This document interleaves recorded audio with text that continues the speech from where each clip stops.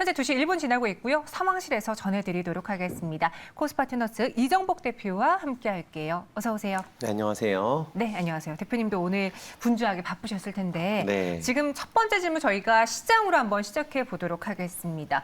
오후장에 심각해진 국내 증시. 테이퍼링 공포에 패닉셀이 이루어지고 있는 걸까요? 지금 대표님 어떻게 하는 게 가장 적절한 리스크를 줄일 수 있는 방법일까요? 지금은 테이퍼링해서 채권 매입 규모를 축소하겠다라는 이야기가 나오면서 지금 현재 주가가 많이 빠지고 있는데 네. 만약에 밀리게 된다면 코스닥은 1000포인트가 어느 정도 올 수 있는 가격이라고 생각을 하고 있고 또 만약에 오게 됐을 경우에는 우리가 어떻게 해야 되는가?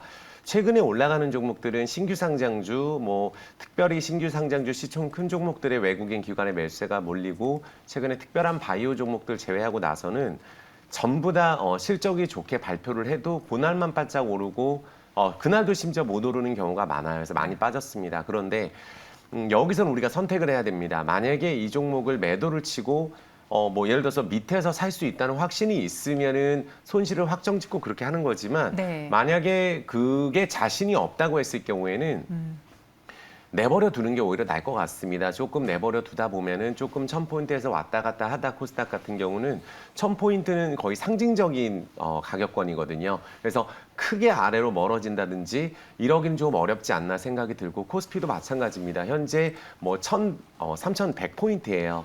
근데 만약에 여기를 확실하게 깨고 내려간다면 또 3000포인트가 있기 때문에 한 차례 출렁이고 이런 것들에 대해서 조금 더 그럴 가능성은 지금 현재 분위기가 있어 보이지만 사실 전 세계 증시, 미국 증시나 유럽 증시는 사실 빠진 게 없거든요. 그러니까 네. 우리나라 증시하고 아시아 증시가 좀 최근에 많이 빠졌다. 그러면 지금 현재 오늘 좀 다 집어던지는 분위기인 것 같아요. 오늘 좀 종목들이 생각외로 너무 많이 떨어지는 종목들이 많습니다. 그러다 보니까 이거 도저히 안 되겠다. 여기서 이제 확실하게 내려간다는 확신이 드는 그런 타이밍인데 네네. 오히려 이럴 때는 오히려 지금 최근에 신용비율이 높은 기업이라든지 이런 기업들의 낙폭이 조금 더 심할 수 있고 또 밑에서 받아가는 물량이 분명히 있거든요. 그리고 지금 현재 자신 있게 매수를 할 수가 없습니다. 많은 분들이 자신이 없기 때문에. 하지만 이 종목을 처음에 매수했을 때 내가 급등주라든지 많이 오른 종목에 대해서 매수를 한 게 아니라면은 또 조금 내려왔다가 또 올라올 때 내가 또 오락가락 할 수가 있어요. 또 매도하고 나서 밑에서 올라가게 된다면 그때부터 또 떨어진다는 생각이 있기 때문에 내가 이 종목에 대해서 손실을 확정 짓는 게 오히려 더 불안하지 않겠나라는 생각이 듭니다. 그래서 오늘 어떻게 본다면은 좀 많이 아침에 대비했을 때 많이 빠져서 지금 네. 1시간 동안에 너무 투매가 나왔거든요. 그런데 이 구간에서 만약에 내가 지금 매수한 종목을 만약에 손절 처리하고 이런 게 아니라면은 기존부터 갖고 있는 종목들 지금 대형주 이것저것 할 거 없이 너무 많이 떨어졌거든요. 맞아요. 그러니까 지수 대비했을 때 하락폭이 너무 컸습니다. 그래서 제가 봤을 때는 지금 현 구간에서는 우리가 조금 버티는 전략이 맞지 않겠나 말씀드리겠습니다. 네, 그러니까 시장이 하락하는데 요인이 있겠으나 이렇게까지 과매도 구간에서 사람들의 투매를 불러일으킬 만한 악재는 없기 때문에 우리가 그 끝은 어딘지 모르겠습니다. 하지만 미리 포트의 비중, 현금 비중을 늘리신 분들이 아니냐면 지금 구간에서는 같이 패닉셀을 하기보다는 버티면서 저점을 좀 기다려보자라고 의견 주셨습니다. 참고해 보시기 바라겠고요. 저희가 오늘은 시장이 계속 급락할 때마다 계속해서 시장 상황 전해드리도록 할게요. 그래서 두 번째 상황실 넘어가 보겠습니다. 이런 시장에 또 상장을 하게 되면은 투심이 위축되기 마련이죠. 롯데렌탈 코스피 시장에 입성을 했는데 69,000원까지 올랐다가 공모가 밑으로 지금 움직이고 있어요. 롯데렌탈의 그 장단점 볼게요. 오늘 하락하는 게 단순히 시장 분위기 때문인지 아니면 동사의 매력이 없는 건지 저는 그게 궁금해서요. 오히려 네. 최근에는 신규 상장주 종목이 일방적으로 떨어지는 거 아니면 또 올라가는 종목이 최근에 카카오뱅크라든지 크래프톤 이런 종목들이 내려왔다가 또 올라가는 경우가 분명히 있기 때문에 전에 제가 말씀드릴 때 크래프톤 같은 경우도 한 며칠 지켜본 연후에 올라가는 거를 봐야 된다. 5거래일 정도. 그러니까 오늘 롯데렌탈 같은 경우도 상장 첫날 공모가 밑으로 지금 하회되는데 사실 시장 대비했을 때는 그래도 견조한 편이 아닌가 생각이 듭니다. 희망밴드는 59,000원 확정됐는데 시초가 57,000원 정도로 형성이 됐습니다. 종합 렌탈 기업이에요. 오토 렌탈, 중고차, 일반 렌탈, 모빌리티 쪽. 자회사로 카쉐어링, 뭐 그린카, 렌터카 이쪽 섹터는 사실 어떻게 보면 성장 섹터라고 말씀드리겠습니다. 베트남, 태국에 해외 법인이 있고 네. 롯데렌탈은 오토렌탈 같은 경우 국내 1위 사업자가 맞아요. 그래서 뭐 시총 2조. 어떻게 보면은 좀 비싸게 수도 있지만 아주 비싸지 않을 수 있는 실적 나오는 걸로 봤을 때는 그래서 지금 현재 움직이는 거는 공모주 같은 경우는 지금 현재 실적에 따라서 움직이는 게 아니고 지금 시장에 대안이 없다 보니까 너도 나도 이제 공모주만 책정하고 노리는 분들이 많으세요. 그래서 어떻게 본다면은 공모주가 수급이 오히려 좀 더 몰릴 수 있는 부분이 있기 때문에 이게 확실히 바닥을 잡는 건지는 한 3거래일 정도 지켜보는 게 필요하다 말씀드리겠습니다. 네. 아니, 롯데렌탈을 포함해서 최근 세네 개 주들, 이 공모주들의 불패가 이제는 좀 끝이 난 게 아닐까 싶은데 또 한편으로는 당일에 급락했다가 오히려 그 이후에 상승하면서 공모가 그리고 그 위로 계속 올라가는 그런 세네 개 주들이 많거든요. 이런 패턴은 왜 그런 걸까요? 그러니까 당시는 고평가였지만 나중에 보니까 또 가격적인 매력이 부각되는 걸까요? 그거는 아무래도, 네.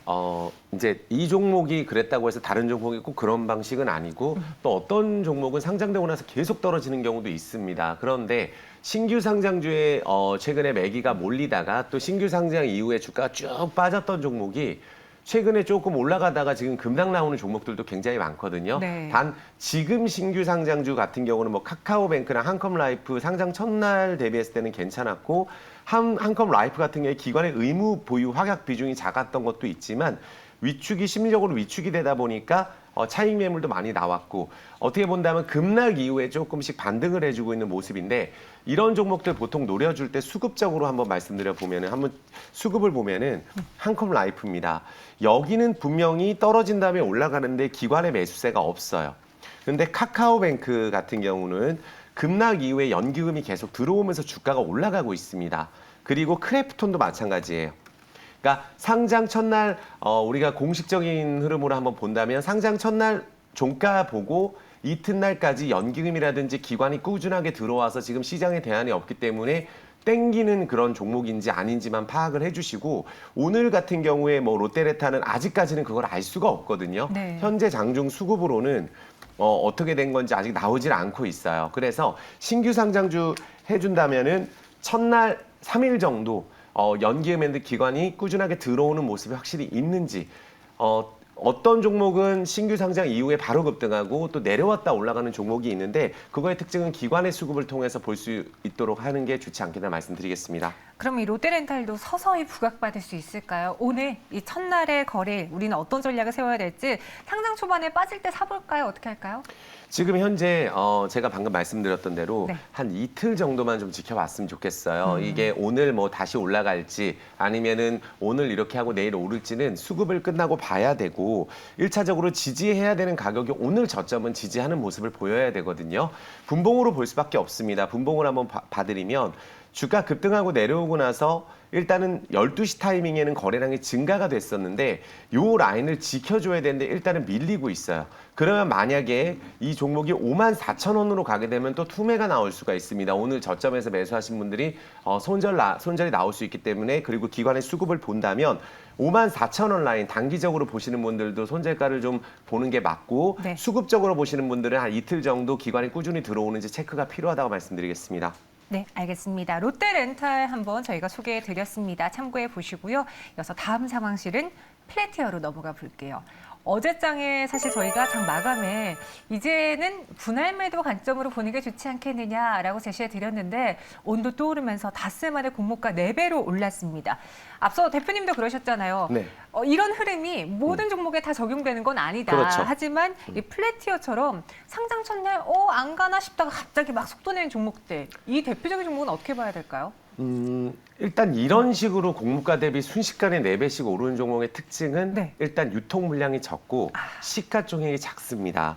일단은 신규 상장주 같은 경우는 실적으로 움직인다기보다는 일단 지금 막 올라가는구나 그러면 시장에 대안이 없는 상황에서 달려드는 분들이 많거든요. 그래서 올라간다고 보여지고 이게 플래티어가 가장 기업에 적합하고 생산성을 늘릴 수 있는 플랫폼 솔루션 회사입니다. 그래서 뭐 비대면 사업 수혜주다 이렇게 부각이 되고 있고 뭐 메인 고객사로 롯데, 현대, 신세계백화점, 삼성전자, 하이닉스 이렇게 메인 고객사가 있고 그러다 보니까 지금 현재 실적보다는 현재 주가가 올라가고 오늘도 대량 거래가 나오고 올라가고 있기 때문에 지금 어떻게 본다면은 이 종목에 달려드는 분이 지금도 많은 것 같아요. 그래서 조금 추가적인 상승도 할 수 있지 않겠나라는 생각도 있지만 어쨌든 상한가를 기록해서 가고 공모가가 높게 형성이 됐고 그 이후로 지금 한 2배 정도 올라서 4배 정도 형성이 되는 거거든요. 그래서 이런 종목 투자하시는 분들은 거의 운에 맡기는 수밖에 없습니다. 어떻게 보면은 네. 지금도 사실 다 떨어지고 있잖아요, 종목들이. 그러면 이거밖에 없어 하고 또 이 종목을 매수해서 복구 한번 해야 되겠다라는 분들이 매수를 하고 있고 그런 게 맞아 떨어질 경우에는 급등이 들어갑니다. 하지만 그게 맞지 않을 경우에는 변동성이 분명히 있기 때문에 손절가를 잡을 필요가 있겠다 말씀드리겠습니다. 뭐 이게 저만의 생각일 수 있겠지만 저는 최근 새내 기주들 중에서 뭐 카카오뱅크, 크래프톤에 대한 기대감이 더 컸지 이 플래티오가 이렇게 더 잘 갈 줄은 몰랐거든요. 네. 이 종목이 유독 그 대여들보다 시장에 그리고 투자자들의 선택을 받았던 이유가 있었을까, 조건들이? 아무래도 방금 말씀드렸던 대로 시총이라든지 이런 부분들 유통 물량도 유통 물량 적은 거. 적기 때문에 네. 지금 현재 대안이 없어요, 시장에서. 그러다 보니까 뭐 잘 가는 거 없나 그렇다면 지금 현재 가장 강력한 종목 중에 하나이기 때문에 수급이 몰려서 가고 있는 거거든요. 그리고 오늘 같은 경우도 한번 거래량을 보시면은 네.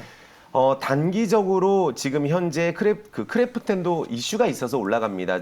크래프톤도 뉴스테이트 사전 예약 때문에 올라가고 카카오뱅크는 수급이 굉장히 세게 들어오고 있거든요. 물론 다른 은행주보다는 비싸다는 이야기가 있지만 그래도 올라가고 있다. 그리고 이 플래티어가 어제 거래량보다 오늘 어떻게 보면 거래량이 더 많은 상황에서 하루 종일 시장 밀릴 때마다 올려주고 밀릴 때마다 올려주는 움직임 보여주고 있어요. 그렇다면 이 종목에 대해서 손절가를 그래도 잡는 게 맞겠다. 지금 들어가시는 분들은 네. 여기 오늘의 시초가는 일단은 깨지 않아야 될 것 같아요. 아무래도 단기간에 급등을 하고 있기 때문에 오를 경우에는 또 확 올라가고 이럴 수가 있는 리스크를 안고 들어가는 거기 때문에 일단은 36,000원 라인의 손절가를 잡고 만약에 올라간다면은 뭐 더 올라가겠지 하고 목표가를 여기서 뭐 20% 30%더 보고 이런 분할 매도 전략으로 가지고 계신 분들은 보는 게 맞겠다 말씀드리겠습니다. 일단 여기선 저희가 정확히 어디까지 보세요라고 말씀드리기에는 좀 운의 영역도 있습니다. 따라서 36,000원 오늘 시가 부근을 깨지 않는지를 손절가로 잡고 가는 게 좋을 것 같네요. 플래티어 확인해 봤고요. 이어서 마지막 상황실로 넘어가 보겠습니다. 명신산업이에요. 최근 주가 흐름 좋았는데 블록딜에 따른 급락이 나왔고요. 오늘 시장까지 무너지면서 투자 심리가 급격히 위축됐습니다. 하나금융투자가 명신산업의 보유 지분 9.53%를 블록딜 했다, 성공했다라는 기사가 나왔는데 그렇게 되면 왜 블록딜을 했는지 주가가 이미 오를 만큼 올랐다고 봐서 그런 건지 아니면 그 사만의 이유가 있는 건지 개인 투자자분들 궁금해하실 것 같은데요. 그러니까 사실은 네. 뭐 지금 블록딜은 뭐 차익 실현하기 위해서 했을 수도 있고 이래서 주식이 어렵습니다. 최근에는 명신산업이 굉장히 시장에서 주목을 받았던 종목 중에 하나예요. 맞아요. 네. 그리고 또 신규 새내기주가 다시 제자리까지 떨어지고 다시 올라가는 종목들 중 그 테마가 약간 형성이 돼 있었거든요. 그 중에 또 하나가 명신산업이었는데 여지없이 주가의 탄력성 그리고 거래량이 좀 적었었던 부분들이 있기 때문에 또 이참에 또 블록딜로 팔다 보니까 이 명신산업 갖고 계신 분들은 약간 배신감도 들 수가 있고 지금 현재 스트레스를 굉장히 많이 받지 않을까 생각이 듭니다. 할인율이 13% 정도 되는데 지금 뭐 오늘 시장 폭락이 굉장히 크고 애초에 명신산업의 지분이 12.7%인데 블록딜 성공해도 167만 주 정도의 잔여 지분은 있어요. 근데 많이 파는 거라고 볼 수가 있고 거래 규모가 1,700억 정도 블록딜 거래는 오늘 장 개시 전에 진행이 됐기 때문에 지금은 일단은 지금 매도 나오는 부분들은 소나기는 피하고 보자고 하는 대량 매도가 나오고 있다고 말씀드리겠습니다. 그럼 명신산업에 대한 주가 전망은 지금 해볼 수 있을까요? 말씀하신 것처럼 이런 블록딜은 아무리 투자자분들이 공부한다고 해도 예상치 못한 네. 급락 악재잖아요. 여기서 어떤 전략을 세우는 게 좋을지 최근에 흐름이 좋았다는 걸 생각해 봤을 때 네. 신규 접근으로 들어가야 될지. 자, 블록딜 들어왔을 때 급락 나오는 종목의 흐름이 네. 다시 가는 흐름이 나왔을 경우에는 꼭 지키는 선은 꼭 지키는 경향이 있어요. 지금 시장이 좋지가 않은데 명신산업 일단 기본적으로 영업이 굉장히 좀 잘 나오고 있고 당기순이익도 한 1,400억 정도.